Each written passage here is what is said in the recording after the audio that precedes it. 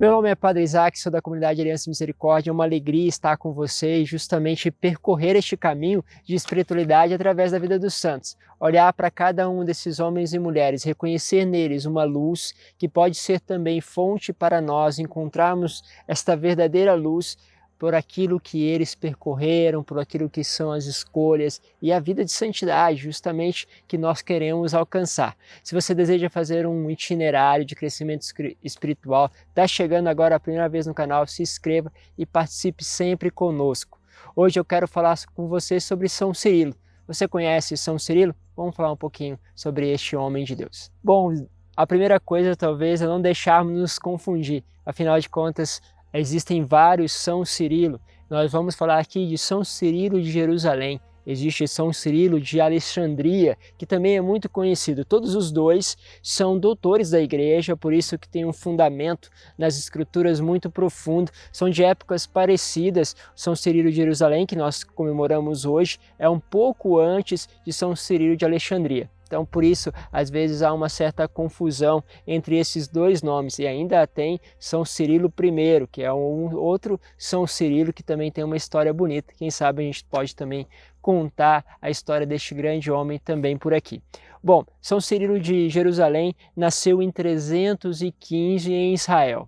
Filho de uma família tradicional, por isso recebeu toda aquela educação, os conceitos, a moral cristã desde o berço materno. Isso ajuda muito, afinal de contas, faz despertar em muitos aquela vocação que muitas vezes muitos de nós nem tivemos a oportunidade de nos colocar a dúvida. Afinal de contas, Deus me chama ao matrimônio ou me chama a ser um sacerdote, uma freira? Essas dúvidas muitas vezes nem passaram pela nossa infância, porque como as nossas famílias talvez viveram uma dimensão muito diferente dessa evangelização que acontece nas nossas casas, acabou se perdendo muito dessas vocações. Bom, ele brotou, despertado justamente pela sua família, esta vocação. Aos seus 30 anos já se torna padre e pouco depois se torna bispo de Alexandria, onde vai exercer seu ministério.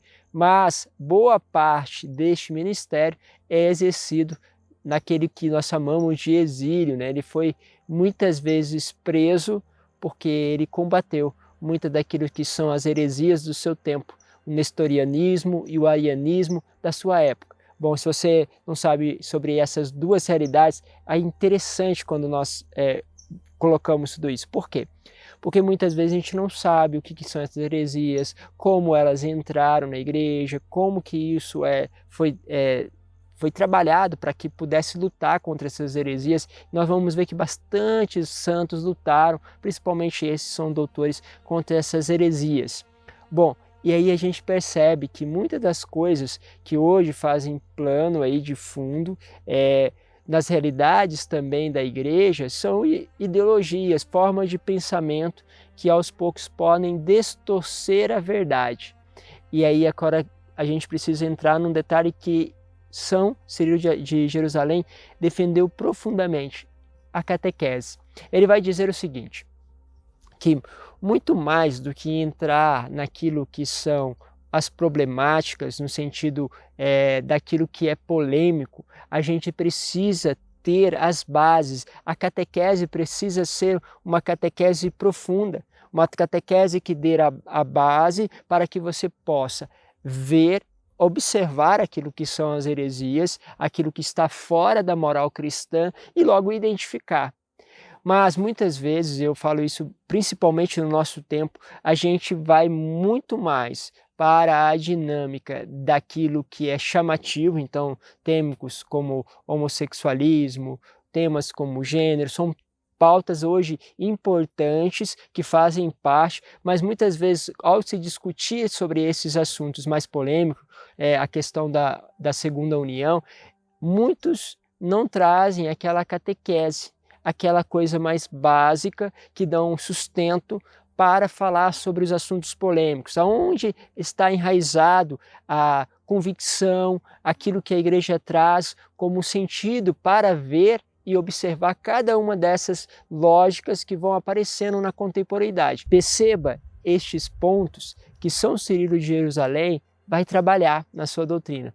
E ele passou então por 3 exílios, e nesses exílios, muito mais do que é a prisão, é aquilo que Deus vai fazendo na alma daquela pessoa, vai conduzindo e vai manifestando. Mas ele também tinha uma vivência bem concreta. Uma das problemáticas que ele arranjou em relação a essas punições foi de que ele foi acusado de roubar, de pegar coisas da igreja e vendê-las, né? Se fala que ele pegou aquilo que era algumas coisas da igreja para que pudesse doar aos pobres, né?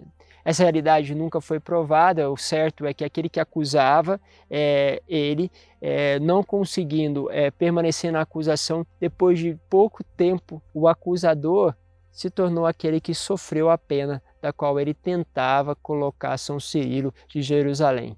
Assim, a tradição vai nos mostrando este caminho espiritual feito por este homem que nos leva a essa direção, a catequese, que são as suas obras mais conhecidas. Eu queria agora pegar com vocês uma frase que está nessas catequeses de São Cirilo, para que a gente possa finalizar este momento e guardar aquilo que também é um pouco do seu ensinamento. Diz assim: abraça, cuidadoso, unicamente, a fé que agora a Igreja te entrega para aprendê-la e confessá-la, protegida pelo muro de toda a Escritura. Abraça, cuidadoso, unicamente, a fé que agora a Igreja te entrega para aprendê-la e confessá-la, protegida pelos muros de toda a Escritura. Olha que bonito! A fé que nos é dada pela Igreja, o seu catecismo, aquilo que são as doutrinas de homens como São Cirilo, que fundamentaram a nossa fé através de vários concílios, várias discussões. São 2000 anos de história que estão ali, de homens cuja santidade nós evidenciamos hoje, que falavam e buscavam em conhecer ainda mais a Deus e deixar um tesouro para nós. Por isso, precisamos abraçar, ter o cuidado, porque muitas vezes a gente pode tratar aquilo como uma coisa banal. Lembrava esses dias da evangelização feita no Japão por São Paulo Miki e os seus companheiros, a herança que eles deixavam sobre a questão da responsabilidade no sentido de obediência à Santa Igreja, ao Papa, aquilo que é também a vida de castidade do celibato dos padres e a devoção à Virgem Maria. Às vezes a gente quer tirar essas coisas com uma facilidade, tornando elas de certa forma banal, e esquece que homens e mulheres morreram por aquilo que são fundamentos desta fé. E por isso você vê que eles abraçaram, cuidaram da fé que agora a Igreja professa e que você também recebeu. E por isso deve assumi-la com todo o carinho. E deixamos aí. Será que nós temos olhado para o catecismo dessa forma? Um grande abraço. Deus os abençoe. Pai, Filho e Espírito Santo. Amém.